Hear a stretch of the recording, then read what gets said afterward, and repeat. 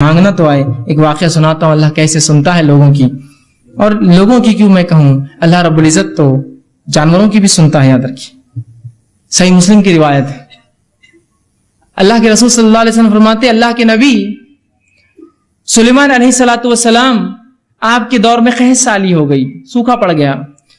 جو ہے سلیمان علیہ السلام اپنے لشکر کو لے کر چلے, لاؤ لشکر جو ہے مسلمانوں کو لے کر چلے کہ بستی سے باہر نکل کر اللہ سے نماز استسقاء دعا. نماز استسقاء کیا ہے؟ دعا ایک قسم کی عبادت کر کے دعا مانگتے ہیں. نماز استسقاء کے لیے نکلے. جب نکل کر چلے اپنے جو ہے بستی سے اور ایک جگہ سے گزرے جہاں چونٹیاں تھی, جب وہاں سے نکلے آگے چلے تو کہا اب جانے کی ضرورت نہیں ہے, ہمیں واپس جانا ہے.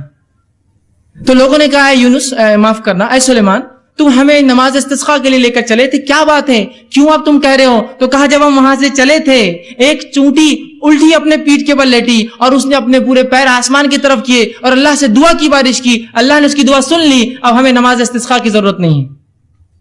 اس لیے کہ جو ہے سلیمان علیہ السلام جانوروں کی بات سمجھتے تھے, تو کہا اللہ نے اس کی دعا قبول کر لی. تو اللہ تو چونٹیوں کی قبول کرتا ہے, پھر تمہاری اور میری مومنوں کی کیوں نہیں سنیں گا؟ وہ چونٹی کو اللہ کی ولی نہیں تھی اور کوئی بزرگ نہیں تھی, جانور ہے وہ, اللہ اس کی بھی سنتا ہے. بس مانگنا تو ہے اپنے رب سے, رب سننے کے لیے ہی تو بیٹھا ہے اوپر, ورنہ اللہ نہ سنیں گا تو کس سے مانگیں گے بندے؟ بتاؤ مجھے. اگر وہ ذاتی سننا بند کر دے جو سننے والی اور سمیع ہے تو میں کس سے پھر دعائیں مانگوں؟ اور جب لوگوں نے یہ سوچا کہ وہ ذات سنتی نہیں ہے تو پھر لگے انسانوں کے در پہ مانگنے کے لیے.